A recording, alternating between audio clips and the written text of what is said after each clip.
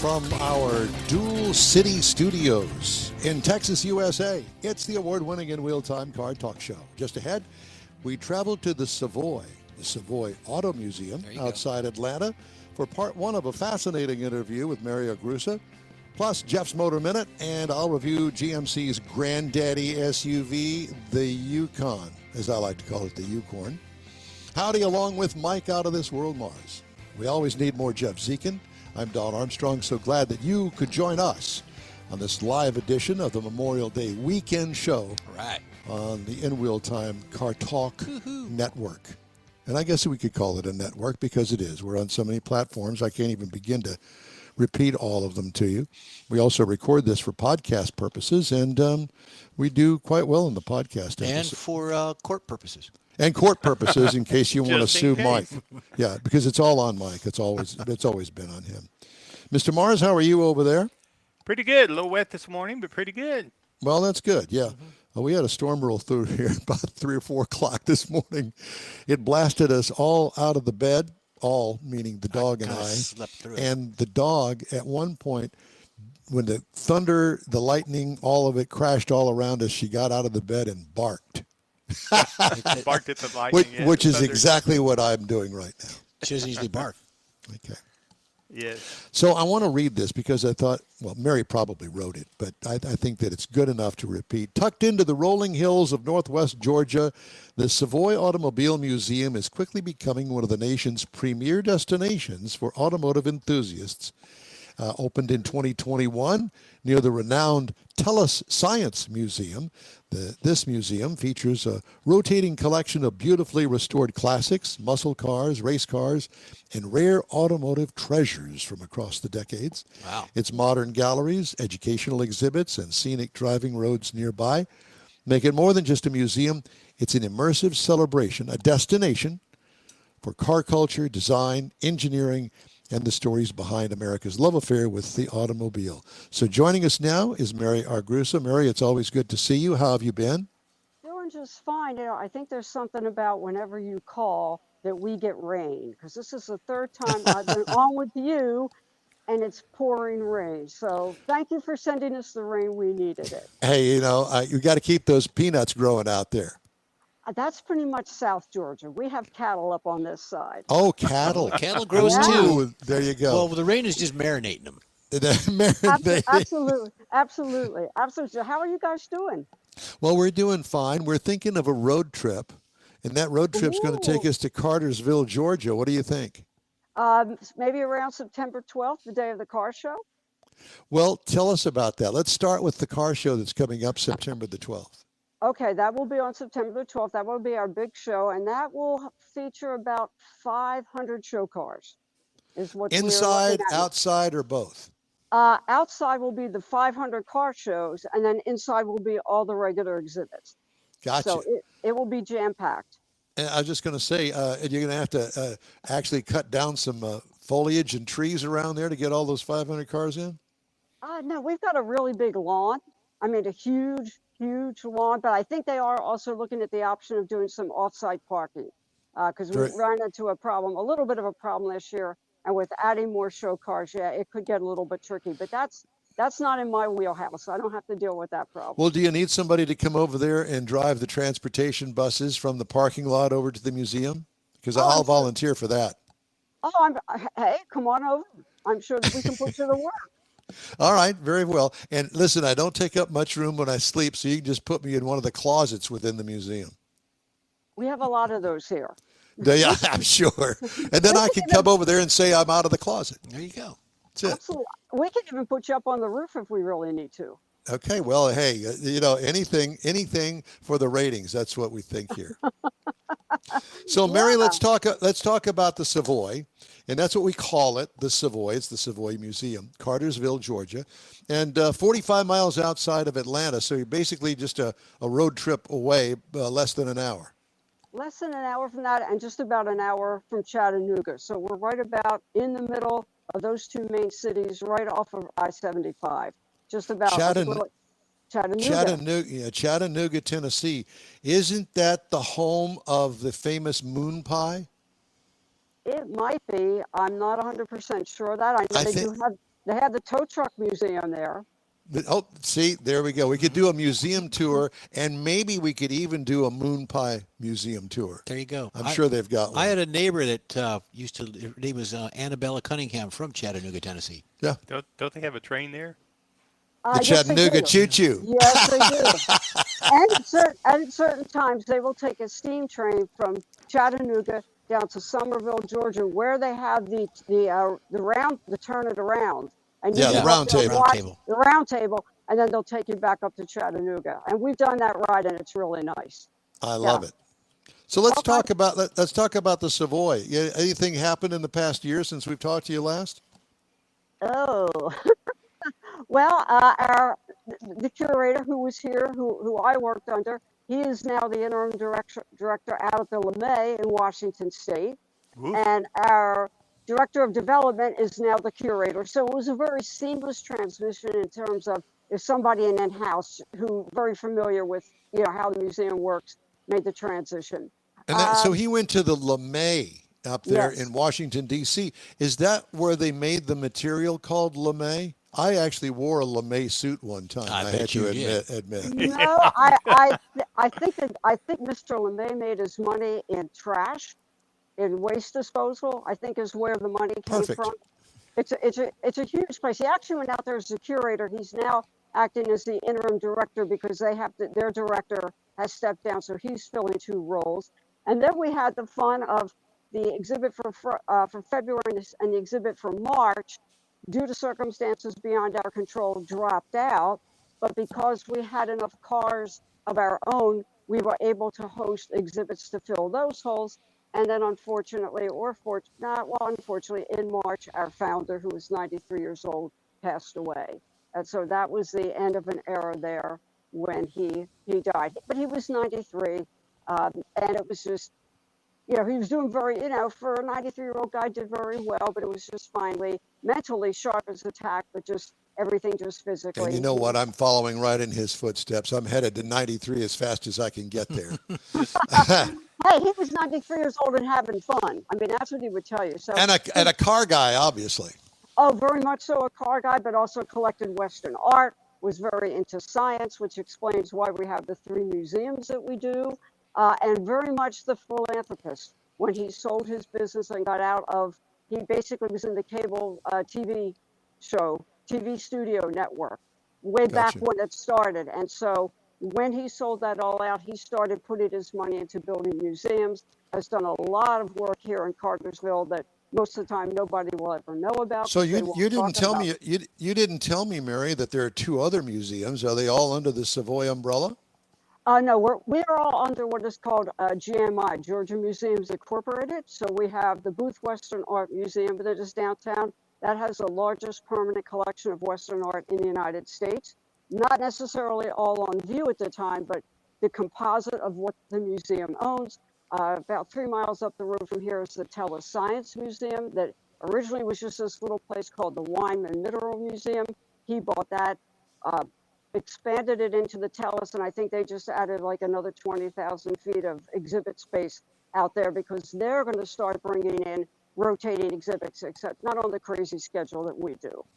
So let me ask you this. At the museum, how many vehicles do you have on display under roof? Oh, you mean right now? I'm going to say probably close to 50, maybe a little bit more. Because I think there's 15 convertibles. I think there's 12 Corvettes. I think there's 12 Woodies, 5 letter cars, 6 cars from the ACA. So probably about 45 to 50, and a whole bunch more in the building in the back. The building in the back? Is that like the storage building? Yeah. We have about 100. We have about 160 cars, give or take, altogether that we own. But they're not all out here at one time. We only have one gallery that is dedicated to the cars we own, although right now, all the cars in the Woodies and all the cars in the AACA are also all ours, as in addition to the regular Savoy gallery. So when you bring out all of the cars at the big shindig in September? No. We really leave it open for everybody else to bring their cars out. We did bring one out one time in our trailer because we can put the car in the trailer and then open up the sides. And we had just been given a fully restored Volkswagen Beetle. And so we had that in there. And I think we had somebody else last year who was using it just sort of as a display thing. But between all the people that come in with the cars, all the vendors, and then all the people that are coming to the show, we couldn't bring all of our cars out. I mean, it would just take too much. Mary, when you display the cars, when you have these rotating events going on, how long do the cars stay on display before you change them out? 4 months. Okay. So when an exhibit rolls in, it's here for 4 months, and that's one of the challenges, because when we have to borrow, not so much from another museum, but say like from another individual, they have to realize we're going to tie the car up for 4 months. And especially as we come in now to car show season, where there are cruise-ins and car shows, if we have to borrow from an individual, it gets a little bit tricky to borrow from people during this time of the year. Yeah, but I'll bet you that most of those people that you ask, and they go, yes, we'll do that, just to say that we've got our car in the Savoy. Yeah, they may have multiple cars that they can, Sure. maybe do away or have one go for 4 months and really not miss it. Right. Not necessarily. Not necessarily. No. I mean, when we had the Ferraris in here, we had to pull one out early because it was shipped over to Italy, going to a special show over there, but it also went down to Palm Beach. We had the Corvette Stingray Racer. They pulled that out for a weekend because the president of GM was down in Florida, and he pulled it out for a car show at the Yacht Club.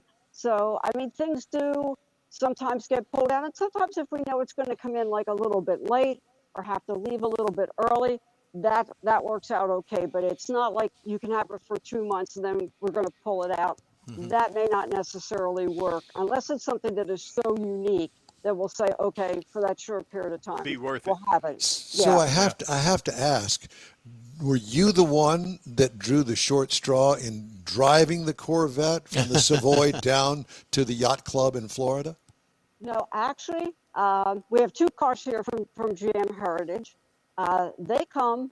They actually bring the car in the building, and they come and they take it out. And it is stanchioned. We're not even allowed to dust it. If we have to move that car, they will come and move it. So, wow. No, I did not get to drive that car. I wish I did, because, oh boy, when he started that car up, it is sweet. But no, and they consider that, the rumor is that if the building up there burns down, that's the one car that they're going to pull out. Wow. So if we send Mike up there to visit with you, can you keep him for 4 months? Oh, we could probably find something for him. In fact, here is the Stingray Racer. Let me get it on here. Very nice.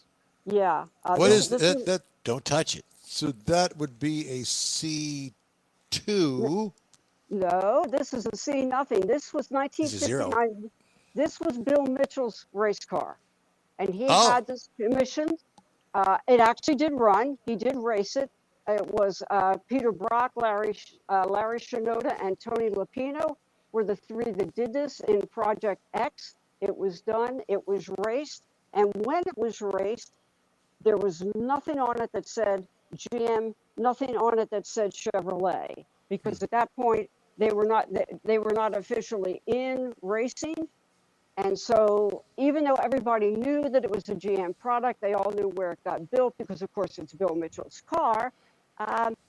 It officially was not a GM product. But this was sort of like, while they were doing this was also the prototype. They were starting to design the Stingray at the same time. And so that's where they came out with the idea of the Stingray. And it's a beautiful, beautiful car. But it's a little hard photographing it because the stanchions are like really far out and I can't get close. That's okay. That was for my next question. So when the museum is closed and the last guest leaves and you're locking the doors, do you find yourself going over there and just sitting in the driver's seat going vroom, vroom, vroom, turning the wheel? And no, because the security cameras are on all times. And I would be out the door in a heartbeat, maybe even with a police escort. No. If it's in, no, I mean, I wish. I wish the guy would give me, I mean, when they come to pick it up, and the day that this exhibit ends, they are picking it up that night and taking it home. So Wow. they are very, very picky about it. But Well, I can how long is that car going to be there?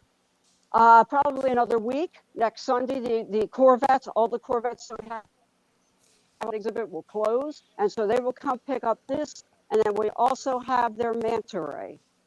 It is another The one of the manta concepts. ray. Wow. Oh my Yeah, God! Yes, the famous manta ray. yeah. I mean, love the dashboard in there that has nothing on it because everything is on all on the console. Beautiful, beautiful car, and of course it Man, has I the remember. I remember when that came out. It was on the cover of every car magazine in the world. Is that a right-hand drive? No, no left. It's left. I think her camera's backwards. Cameras. Okay, a It, camera. Yeah. Yeah, the image is back. Yeah. okay. Sorry, Yeah. But guys. you're good. Don't You don't don't touch change it. Don't touch anything. it. Oh, No. and I mean, and I'll mention too, like, I don't know if you can see it really close. Like the paint on this is not perfect. This is the original paint. This is how it was from the very beginning. What I love about this though is this little goodie in the back.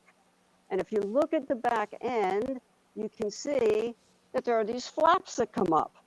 And Yes.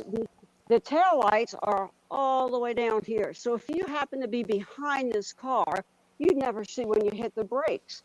But if you hit the brakes or your turn signals, this will lift up. There's a light that comes up and will hit a mirror under here and shine. So the driver behind you theoretically could see where they were going, that you were going to hit the brakes. And when I've been doing the tours, I've said to people, now how long did it take us to put a brake light up where you can see it? On cars today, but they were doing it here. But in '39, when the Graham brothers did the shark nose, where they had those big pontoon fenders, their tail light was back on the top of that fender, so that if you hit the brakes, you could see somebody was hitting the brakes on that car. But it just takes us about almost half a century to come up with something close to So, this. Mary, we're out of time for this segment. So, Okay. come up with something for our next segment, which is going to be the top of the next hour, and we're Okay. going to let you guide us around the museum in the next segment. Okay? How about some woodies? Love that. Yep. Okay. Right off the top. Love it. All right. So we'll Okay. talk to you then. All right. Okay. Thank you. All right. Bye. Bye. Mary Agrusa, Savoy Museum, Cartersville, Georgia. We'll love talking to her. All right, just ahead, Jeff's Motor Minute, and a review of the new GMC Yukon when the In Wheel Time Car Talk Show continues right after this break. The Tex-Mex dining experience is defined by Lupi Tortilla, your destination for Texas's best beef fajitas and frozen margaritas. Since 1983, Lupi Tortilla has served authentic and time-tested recipes made with the freshest ingredients. Atmosphere is part of the award-winning experience at Lupi Tortilla, all developed in a little house near Highway 6 and I-10 in Houston. Visit any of the Lupi Tortillas and you'll see the same attention to detail in each and every location. Start your Lupi experience with queso flammeado and guacamole, along with a classic frozen margarita.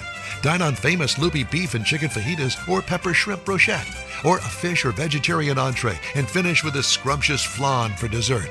Find Lupi Tortilla in Houston, College Station, Beaumont, Austin, San Antonio, and Dallas-Fort Worth. There's a Texas location near you.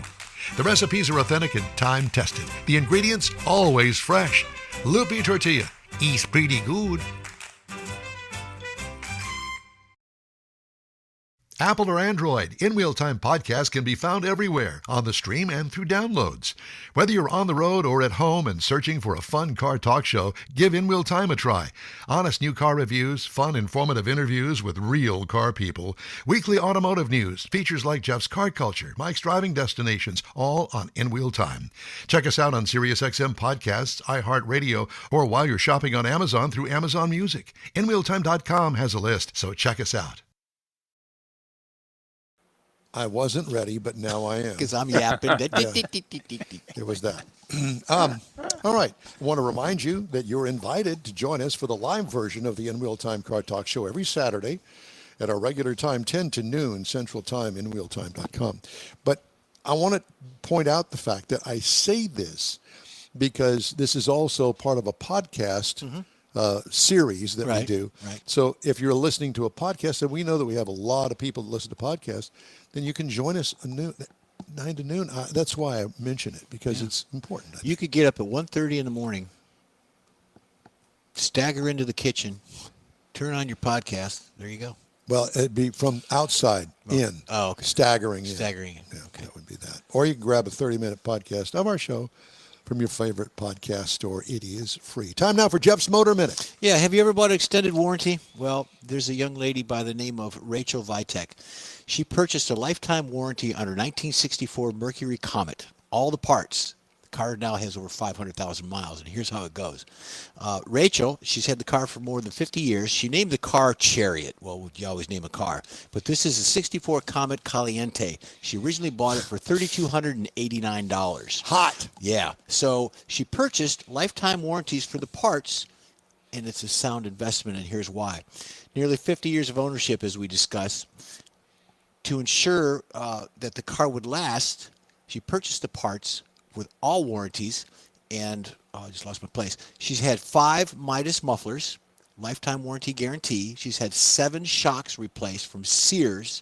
She's had 3 lifetime batteries from Penny's, and now Penny's is part of Firestone, or Firestone replaces them. Firestone has put in 16 batteries for her since 1964.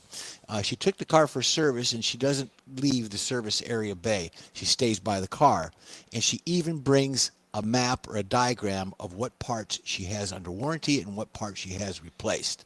Now, this has been going on since 64. Rachel has since passed away. She passed away at the age of 94, and in her eulogy, the car was actually mentioned with all of the service work that was done. Where is the car today? The car is, she actually wanted to contact Jay Leno when she finally stopped driving it to see if he would buy it. Jay never got back with her, and she has passed away, so I think it's probably part of the family. But yeah, she purchased a warranty. Wow. The car now has 576,000 miles on it, and it's still around somewhere. And the batteries are still working. The batteries are still working. So how about that? All right. Time now for this hour's car review. I had an opportunity to drive the brand new 2026 GMC Yukon, built in Arlington, Texas, USA. They built all of those big Suburbans, all of that. The Escalade, all that comes out of Arlington, which they just recently expanded to make it even bigger than big, which it is. So it's classified as a standard SUV, body on frame, or truck. It comes in these trim levels: the Elevation, the AT4, the Denali, the AT4 Ultimate, and the Denali Ultimate. It's 3 rows of seating, up to 8 people, 5th generation, introduced in 2021. It is really something else. I had the Yukon 4-wheel drive AT4 Ultimate. Wait till you hear the price. Exterior features include great big square body, SUV-like Suburban type, big grille with the GMC emblem, almost as big as the grille itself, slab sides with concentric wheel openings, sharp-looking rear hatch, and lighting. What I liked about it, GM has made it different than the Chevy Tahoe, which would be its counterpart. This is kind of like a step up from the Chevrolet line. They use better materials, fancier stuff.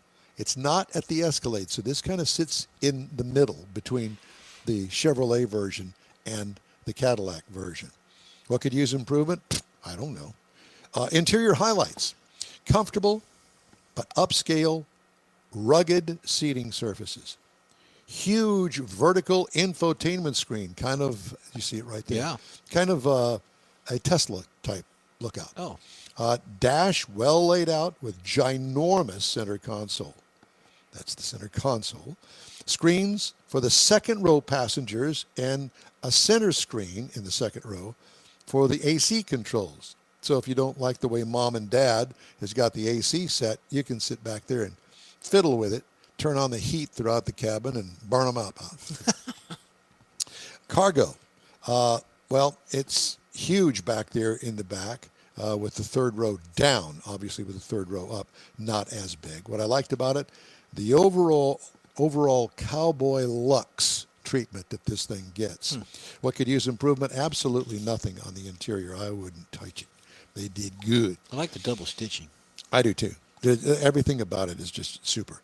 6.2 liter Ecotec 3 V8 engine, turns out 420 horsepower, 460 pound-feet of torque on a 10-speed automatic transmission.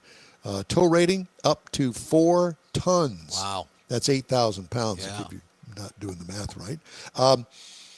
Now, mileage, 14 city, 18 highway for combined of 16. I busted the seams at 17.8 miles per gallon over 411.9 miles. What I liked about it, the plenty of smooth V8 power. There ain't nothing like a naturally aspirated V8 engine, in my opinion.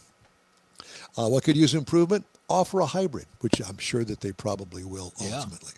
Ride and handling. Air ride suspension with magnetic shocks. Awesome. What could use improvement? Nothing here either. This thing rides like a limousine. Okay, let's get down to the numbers, shall we? Shall we? Base trim price, $97,900. That's base trim. Price is tested, $103,190. I was going to go 102. It's just a song. Just sold for 102. Now, the base model price, if you could find one out there, the entry-level price of this is basically $70,000, $69,600. Okay, so here are the competitors, if you want to call it a competitor. It's just at a different level because it's a Chevy. The Chevy Tahoe starts at $60,700. The Ford Expedition, I was surprised at this. $57,700 is where it starts off. And the Kia Carnival, which I had recently, it starts at $37,390. Well, how Wow. can you compare the two? Size. Yeah. Size. That's where it compares. What were you going to say, Mike? That's what I was going to ask. Is that the same size? It is. It's called a standard SUV. And if you I don't remember know. correctly, I mentioned that in the review of the Carnival that it is classified as a standard SUV, which this is as well. All right, next week, I'm going to review the Land Rover Range Rover. All right. I told you in the tease at the beginning of the Don't show be that we teasing. had a series of 6-figure vehicles that we got to drive, and next week we'll review the Land Rover Range Rover. I think that you'll appreciate it. I know I appreciated them letting me borrow it for a week to test drive it. It's different. It's different than this. It's different than the Escalade. I mean, it's very English. I was going to say European. Yeah, it's very English, and it maintains that dignity. I was going to say. Where's my gin and tonic?